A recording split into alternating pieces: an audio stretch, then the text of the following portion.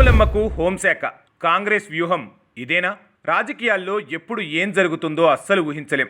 ముఖ్యంగా కాంగ్రెస్లో ఆ పార్టీలో అనూహ్య నిర్ణయాలు ఉంటాయి. వాటిని పసిగట్టడం అంత ఈజీ కాదు.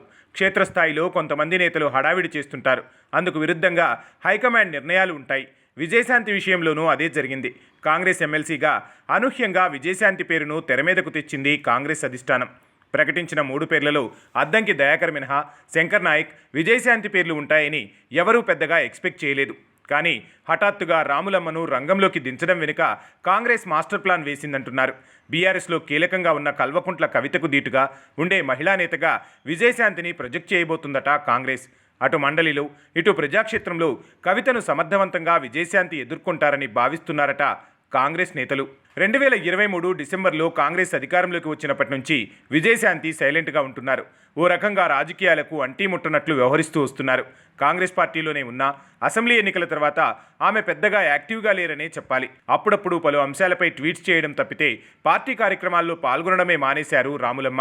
ఇదిగో ఇలాంటి సమయంలోనే అనూహ్యంగా ఎమ్మెల్సీగా విజయశాంతి పేరును కాంగ్రెస్ అధిష్టానం ప్రకటించడం ఇప్పుడు తెలంగాణ పొలిటికల్ సర్కిల్స్లో ఆసక్తికరంగా మారింది. అయితే అంతా అనుకుంటున్నట్లు కాంగ్రెస్ పార్టీ విజయశాంతిని హఠాత్తుగా ఏమీ రంగంలోకి దింపలేదని తెలుస్తోంది. పక్కా ప్రణాళికతో ముందు చూపుతోనే రాములమ్మను తెరపైకి తీసుకువచ్చారని కాంగ్రెస్ వర్గాలు చెబుతున్నాయి. ప్రధాన ప్రతిపక్షమైన బీఆర్ఎస్ పార్టీలో కేసీఆర్ కూతురు కవిత చాలా కీలకంగా వ్యవహరిస్తున్నారు.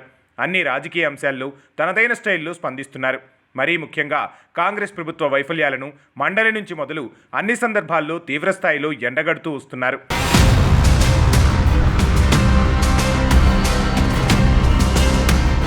శాసనమండలిలో కవిత లేవనెత్తే అంశాలపై అధికార పక్షం సమర్థవంతంగా స్పందించడం లేదన్న టాక్ వినిపిస్తోంది. అందుకే కవితకు దీటుగా ఉండే మహిళా నేత అవసరం ఉందని గుర్తించిన కాంగ్రెస్ పార్టీ విజయశాంతిని తెరపైకి తీసుకొచ్చిందని అంటున్నారు. శాసనమండలిలో కవిత ఇప్పటికే ఎమ్మెల్సీగా ఉండగా ఇప్పుడు విజయశాంతి కూడా ఎమ్మెల్సీగా మండలిలో అడుగుపెట్టబోతున్నారు. దీంతో ఇకపై మండలిలో అధికార ప్రతిపక్షాల మధ్య జరిగే చర్చలు రసవత్తరంగా మారనున్నాయని భావిస్తున్నారు. మండలిలోనే కాకుండా రాజకీయంగా పలు అంశాల్లోనూ కవితను రాములమ్మ దీటుగా ఎదుర్కొని అన్ని విషయాలలో సమర్థవంతంగా సమాధానం చెబుతారని అంచనా వేస్తున్నారు. ప్రభుత్వ వైఫల్యాలను ఎండగట్టే సమయంలో విమర్శలు చేయడంలోనూ కవితను ఎదుర్కోవడంలో విజయశాంతి వాక్చాతుర్యం పనిచేస్తుందని కాంగ్రెస్ నేతలు భావిస్తున్నారట. అంతేకాకుండా గతంలో బీఆర్ఎస్లో కేసీఆర్తో కలిసి పనిచేసిన రాములమ్మ గులాబీ పార్టీని కూడా అన్ని అంశాలు కార్నర్ చేయడంలో సక్సెస్ అవుతారని అంచనా వేస్తున్నారట. కేసీఆర్, కేటీఆర్, హరీష్ రావులను రాజకీయంగా ధీటుగా విమర్శించే మహిళా నేతగా రాములమ్మను కేబినెట్లోకి తీసుకునే అవకాశం లేకపోలేదనే టాక్ గాంధీభవన్ వర్గాల్లో వినిపిస్తోంది. అయితే అసెంబ్లీ ఎన్నికలకు ముందు రాములమ్మను పార్టీలో చేర్చుకున్నప్పుడు ఎమ్మెల్సీ ఇస్తామని హామీ ఇచ్చారట హస్తం పార్టీ పెద్దలు. తెలంగాణలో 6 మంత్రి పదవులు ఉన్నాయి. ఎమ్మెల్యేలుగా గెలిచిన సీనియర్లు పదవుల కోసం ఏడాదిగా హైకమాండ్పై ఎలాంటి ఒత్తిడి తీసుకురావాలో అంత ఒత్తిడి తెస్తున్నారు. కానీ అడుగు కూడా ముందుకు పడటం లేదు. అసలు పదవులు భర్తీ చేస్తారా లేదా అన్న దానిపై స్పష్టత లేకుండా పోయింది. కానీ హైకమాండ్ ఆశీస్సులతో నేరుగా పదవి తెచ్చుకున్న విజయశాంతికి కేబినెట్ బెర్త్ కన్ఫామ్ అన్న చర్చ జరుగుతోంది.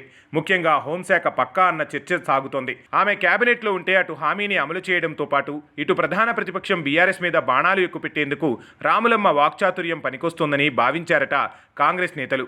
మరి విజయశాంతి బీఆర్ఎస్ను ఎంతవరకు కార్నర్ చేయగలుగుతారో చూడాలి మరి.